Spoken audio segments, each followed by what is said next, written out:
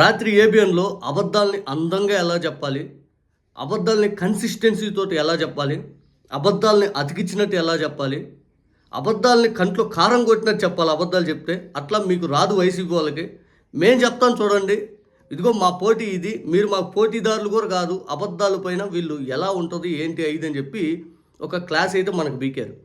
దాంట్లో ఆ క్లాసు సరే మేము ఓడిపోయాం. మేము ఒప్పుకుంటున్నాం. అబద్ధాలతోటి మేము పోరాడలేం మహాప్రభో. ఈ అబద్ధాలతోటి మేము జనాల దగ్గరికెళ్ళి మేము నిజాలు చెప్పే గెలుస్తాం. జనాలకి నిజాలు వివరించే మేము గెలుస్తాం.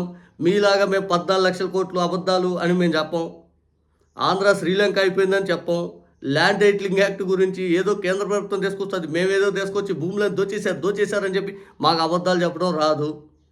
33,000 మంది అమ్మాయిల గురించి అబద్ధాలు చెప్పడం మాకు రాదు. చిన్న చితక గౌరవ వేతనం పొందుతున్నటువంటి వాలంటీర్లు వాళ్ళ జీవితాలను నాశనం చేసేలాగా అబద్ధాలు మేము చెప్పం. పూర్తిగా ఇచ్చిన హామీలు ఎగరగొట్టే మాటలు మేము చెప్పలేము. ఋషికొండ భవనాలు అద్భుతం అని అందరు కీర్తిస్తుంటే అదొక వేస్ట్, అదొకటి అది ఇది అని చెప్పి అబద్ధాలని చెప్పి ఈరోజు అదే అద్భుతం అని చెప్పి మీ నోటితో మీరు మాట్లాడుతుంటే మేము వినలా, మేము సత్తనం. చివరాఖరికి మీరు అబద్ధాలు ఏ స్థాయికి వెళ్ళిపోయారంటే చిన్నపిల్లలకి ఇచ్చే ట్యాబుల పైన కూడా దుష్ప్రచారం చేసి వచ్చారు. ఏం చేస్తావా? ఏది మా దరిద్రం ఏం చేస్తాం? మా దరిద్రం ఏంటంటే మీ బోటు వాళ్ళతో పోరాడుతున్నాం. మీ బోటు వాళ్ళతోటి మేము పోరాడుతున్నాం. అంతకు మించి మాకు నిజంగా ఒక పొలైట్గా మంచి పొలిటికల్గా ఏదైతే పబ్లిక్ ఇష్యూస్ మీద పోరాడే వాళ్ళతోటి పోరాడటం మాకు చాలా ఇష్టంగా ఉంటుంది. కానీ దుష్ప్రచారం, అబద్ధాలు వాళ్ళతోటి పోరాడాల్సి వస్తుంది. ఇక చంద్రబాబు నాయుడు గారి గురించి రాజశేఖర రెడ్డి గారు ఒక మాట అనేవాళ్ళు. పెద్ద ఆయన అసెంబ్లీలోనే అనేవాడు, అబద్ధాలని కన్నార్పకుండా ఎలా చెప్పాలో చంద్రబాబు నాయుడు గారికి తెలుసు అనేవాడు. రాజశేఖర రెడ్డి గారు ఆ మాట చాలా బలమైన వాడు. అది ప్రజల్లోకి ఇప్పుడు బలంగా వెళ్ళింది. అబద్ధాలని కన్నార్పకుండా ఎలా చెప్పాలి చంద్రబాబు నాయుడు గారికి తెలుసు అని. సింపుల్ ఎగ్జాంపుల్ నేను మీకు రాత్రి ఇష్యూ చూపిస్తాను. ముందు చంద్రబాబు నాయుడు గారి వీడియో చూడండి. అబద్ధాలని ఎంత బాగా చెప్పగలుగుతారు.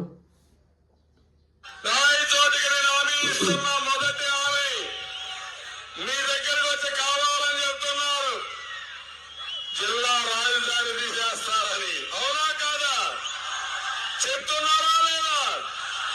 మీరెవ్వరికి అధైర్యవద్దు. రాయచోటి జిల్లా ఉంటుంది, హెడ్ క్వార్టర్ గా ఇదే ఉంటుందని మీ అందరికీ ఆలోచిస్తున్నా. అవసరమైతే ఎవరికి అన్యాయం చేయకుండా పునరీకరణ కోసం ఏం చేయాలో చేస్తారు తప్ప రాయచోటికి ఎట్టి పరిస్థితుల్లో అన్యాయం జరగదని నేను హామీ ఇస్తున్నా. జరిగింది అన్యాయం. రాయచోటికి అసలు ఆ రాజధాని తీశారు, జిల్లా కేంద్రంగా తీసేశారు, మొత్తం తీసేశారు. ఇప్పుడు ఇది అబద్ధం, అన్యాయం రెండూ చేసేశారు. మా వల్ల కాదయా ఇట్లాంటి అబద్ధాలు చేయటం, అబద్ధాలు చెప్పడం, అన్యాయం చేయటం. మరి వీళ్ళు ఇచ్చే క్లాసులు ట్రైనింగ్ చూడండి ఎంత బలంగా ఇస్తున్నారు. కొంచెం జాగ్రత్తగా అబద్ధాలు చెప్పేటప్పుడు సిస్టమేటిక్ గా అబద్ధం చెప్పేటప్పుడు అతికేలాగా ఉండాలని చెప్పారు. అబద్ధం చెప్తే నిజం చెప్పేవాడి కంట్లో కారం కొట్టినట్టు ఆ టైప్ లో చేసుకోవాలి. కొట్టారు, కారం కొట్టారు, కన్సిస్టెంట్ గా చెప్పగలగాలి. చెప్పాడు. వీళ్ళకి ఈ మొత్తం కోఆర్డినేషన్ ఎక్కడ లేదు. మాకు కోఆర్డినేషన్ లేదు, అన్నిటికి కూడా ఎక్కడ కోఆర్డినేషన్ లేదు. కొంచెం జాగ్రత్తగా అబద్ధాలు చెప్పేటప్పుడు సిస్టమేటిక్ గా అబద్ధం చెప్పేటప్పుడు అతికేలాగా ఉండాలని చెప్పారు. అబద్ధం చెప్తే నిజం చెప్పేవాడి కంట్లో కారం కొట్టినట్టు ఆ టైప్ లో చేసుకోవాలి. ఒక అబద్ధాన్ని కన్సిస్టెంట్ గా చెప్పగలగాలి. వీళ్ళకి ఈ మొత్తం కోఆర్డినేషన్ ఎక్కడ లేదు. అంటే ఈ టీమ్స్ అన్నిటికి కూడా ఎక్కడ కోఆర్డినేషన్ లేదు. అబద్ధాలని కన్సిస్టెన్సీగా మాకు చెప్పడం రాదు. కోఆర్డినేషన్ అనేది అబద్ధాల విషయంలో మాకు రాదు. అబద్ధాలు అనే కంట్లో కారం కొట్టినట్టు మేము చెప్పలేము. చంద్రబాబు నాయుడు గారు అబద్ధాన్ని కన్సిస్టెన్సీగా చెప్పాడు, కోఆర్డినేషన్తో చెప్పాడు, కంట్లో కారం కొట్టేసినట్టు చెప్పాడు. ఇంక చంద్రబాబు నాయుడు గారు ఇంకేం చేయలేదు. మాకంటే మాకు రాదు, ఏం చేస్తాం. మేము ఇప్పుడు కూడా 18 నెలలు 20 నెలల కాలంకి 2,70,000 కోట్లు ఎందుకు అప్పు చేశారని నిజమే మాట్లాడుతాను. అదే మీరైతే 5.5 లక్షల కోట్లు చేసేవాళ్ళు.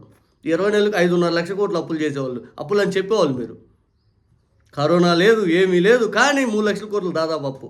2,70,000 కోట్ల పైగా అప్పు చేశారు. దానికి సమాధానం చెప్పండి మహాప్రభు అంటే లేదు.